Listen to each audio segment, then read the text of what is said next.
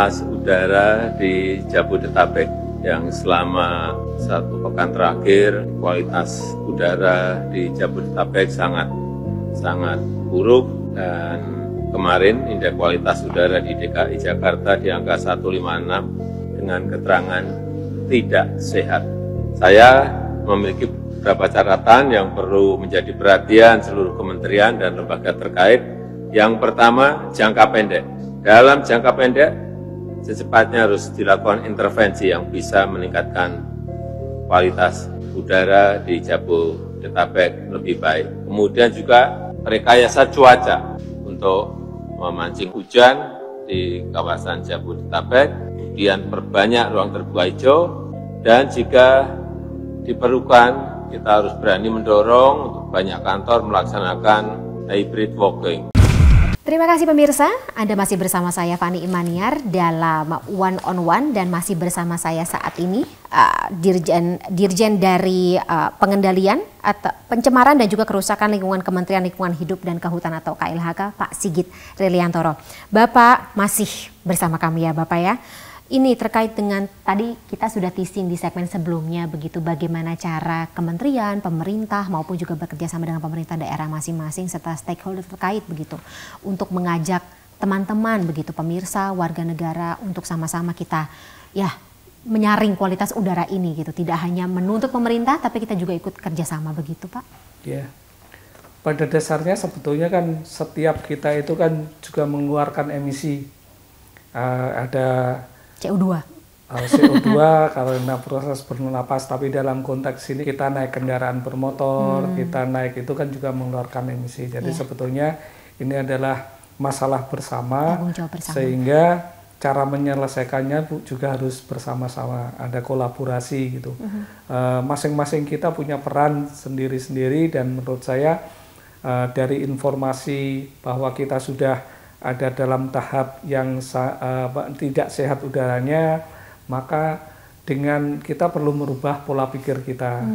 Dengan cara merubah pola pikir kita itu artinya kita juga bisa berkontribusi yang positif terhadap di kehidupan kita sehari-hari. Kalau misalnya contoh yang kita rumahnya dekat, ya nggak usahlah pakai sepeda motor ke kantor, kita jalan kaki saja. Yang misalnya masih sering menggunakan kendaraan bermotornya yang tidak lolos uji emisi. Itu juga ada perubahan seperti itu. Jadi ini adalah sekali lagi kerja bareng, dan hasilnya juga kita nikmati bareng. Tapi kalau kita terjebak lagi dalam trap tadi, kemacetan, dalam trap seperti itu, ya yang kejadian seperti ini setiap tahun juga akan terjadi gitu. Jadi kalau sekarang sih anak-anak zaman sekarang menyebutnya lingkaran setan Bapak, itu aja yang kita alami. Kalau bahasa Inggrisnya weeks problem. Weeks problem. Baik. Tapi ini apa ya, menjadi sebuah motivasi sendiri begitu ya Bapak, sampai Kementerian LHK membentuk sebuah satgas gitu. Koreksi saya kalau saya salah judulnya atau namanya Satgas Pengendalian Polusi Udara Jabodetabek begitu. Pengendalian pencemaran udara. Pengendalian pencemaran udara, tapi wilayah Jabodetabek saja. Oke. Kalau boleh tahu Bapak seperti apa? Kita akan menjawab ada fenomena karena musim yang selatan, kemudian ada utara pindah ke selatan. Ada fenomena street canyon yang itu sifatnya adalah dari transportasi. Tapi saya sebutkan juga ada base load. Base load itu adalah yang dari misalnya dari sumber emisi yang lain, misalnya dari industri, apa itu pembangkit diesel, atau tadi dari pembakaran batu bara, pembakaran terbuka yang sampah limbah elektronik, itu kan juga berkontribusi. Nah, Satgas ini selain menangani masalah emisi kendaraan bermotornya, juga menangani yang tadi sumber-sumber pencemaran. Salah satu tugasnya, jadi ada 7 tugas. Pertama adalah mengidentifikasi sumber-sumber pencemarannya lebih detail. Kita sudah punya target industri-industri yang punya potensi besar untuk menyebabkan pencemaran di Jakarta. Sudah ada sekitar 77 industri, ada sekitar 18 yang berkaitan dengan peleburan logam, ada yang 77 itu berkaitan dengan PATU, PATD, yang boiler, dan dan sebagainya.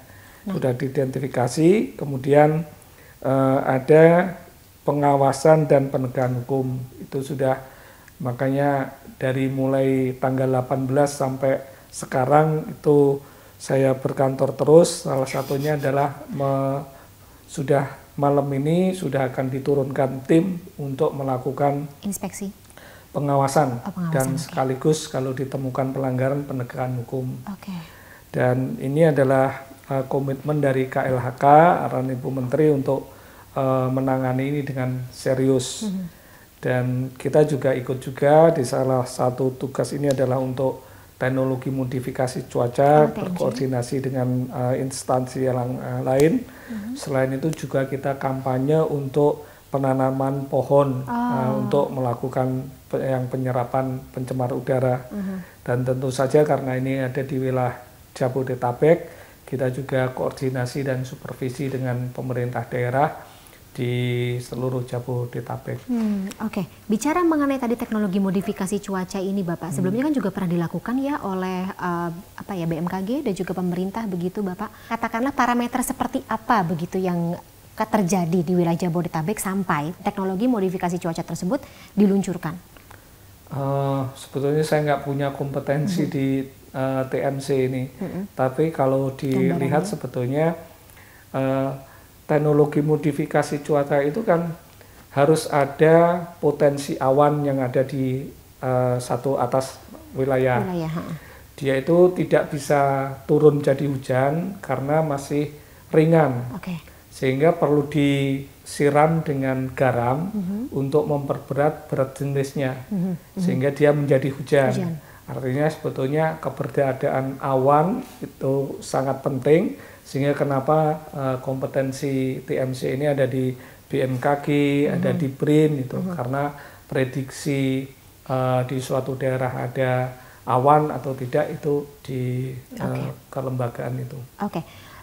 Seberapa besar Bapak mungkin dampak yang ditimbulkan begitu dengan adanya hujan, terus kemudian kalau kita semakin banyak menanam pohon begitu bagi kualitas udara kita, Pak? Sebetulnya kalau kita lihat, kalau di bulan Januari, Februari atau Desember itu kan curah hujan, ada curah hujan tinggi, cukup tinggi, jadi nggak perlu tinggi-tinggi, sebetulnya juga sudah bisa menurunkan pencemar di udara itu. Jadi yang street canyon itu kan hanya bisa kalau dia diikat oleh air kemudian turun ke bawah gitu. Sehingga sangat penting sebetulnya untuk di daerah yang seperti Jakarta ini ada potensi hujan yang memungkinkan, kemudian ada teknologi TMC yang bisa diaplikasikan. Makanya kenapa polusi atau katakanlah kualitas udara di wilayah Jabodetabek khususnya ini memburuk di tengah-tengah tahun ketika kemarau atau curah hujannya menurun begitu. Ya Pak ya. Kalau misalnya nanam pohon Bapak, itu kayak apa efektivitasnya? Jadi mungkin saya cerita pribadi. Saya kan naik sepeda dari rumah ke kantor. Di tempat saya kebetulan kan di BKT. Di BKT itu ada satu sisi yang ditanami pohon-pohonan yang cukup rimbun. Sampingnya kan jalur lalu lintas yang padat ke arah Bekasi. Nah, jalur BKT itu udaranya cukup bersih. Menurut saya ya relatif nggak ada debunya, nggak terlalu banyak. Ya debu mungkin ada gitu, tapi nggak terlalu banyak. Artinya sebetulnya dia berfungsi sebagai barrier untuk PM setengah. Itu sangat penting gitu. Nah, kita juga punya panduan guideline dari Dirjen PPKL ini mengenai pohon-pohon apa yang sebetulnya bisa menyerap ozon, pohon apa yang bisa menyerap sulfur dioksida, nitrogen oksida dan lain sebagainya. Nah, barangkali itu yang akan kita dorong disosialisasikan untuk bisa juga ditanam di rumah-rumah jadi taman gitu. Apa aja Bapak? Mungkin saya sekaligus catat Pak biar nanti bisa ikut tanam. Kalau itunya detailnya saya lupa. Saya karena pakai bahasa Latinnya. Saya orang Jawa Timur jadi nggak bisa. Gak apa-apa Pak. Kita bisa riset, nanti kita bisa share yang mungkin bisa di-share. Jadi pokoknya semakin banyak kita menanam pohon, semakin baik pula kualitas udara yang ada di lingkungan sekitar. Betul. Atau tempat penanaman pohon tersebut. Betul. Oke, apalagi Bapak mungkin yang bisa dilakukan begitu oleh warga selain tadi yang mungkin meminimalisir mobilisasi kita masing-masing begitu, kalau tidak perlu-perlu banget kita gak usah keluar rumah dan menggunakan kendaraan bermotor. Sebetulnya ya itu tadi kalau sudah dilakukan yang prinsip sustainable transportasi tadi udah jadi bagian gaya hidup sehari-hari, mungkin semuanya udara di Jakarta akan membaik dengan cepat gitu. Oke. Jadi kalau misalnya, jadi sebenarnya gini Pak, koreksi saya kalau saya salah. Kalau kita tidak melakukan, sebenarnya kualitas udara ini akan mengalami perubahan sendiri. Begitu ya Bapak ya? Maksudnya tidak akan seburuk atau ya kayak hari-hari ini aja. Kalau kita tetap seperti ini, tetap juga kita menambah kendaraan 1,6 juta per tahun. Ya berarti akan terus memburuk. Dan setiap tahun juga akan terjadi gitu. Tapi kalau misalnya kita tadi melakukan sama-sama begitu, tidak hanya aturan-aturannya, terus kita juga patuhi begitu terkait dengan penggunaan kendaraan bermotor, maka ini akan lebih cepat lagi untuk kita atasi begitu ya Bapak ya. Dari data Bapak sendiri Pak Sigit dan juga tim begitu Bapak ya, Jabodetabek ini pernah berada dalam kondisi paling buruk, ini tingkatnya apa Pak kalau dari ISPUNet sendiri? Tidak sehat, belum sampai berbahaya. Kalau berbahaya itu biasanya terjadi di wilayah yang seperti apa Pak? Sekarang ini ada merah, itu berbahaya, artinya yang terkait dengan kebakaran lahan dan hutan. Ada di Palangkaraya beberapa hari lalu merah itu. Kemudian kalau hitam itu memang benar pada waktu kayak tahun yang kebakaran hutan tahun 2015-2016 di Kalimantan itu. Riau? Ya seperti itu di tahun 2015-16 sering dulu hitam. Baik.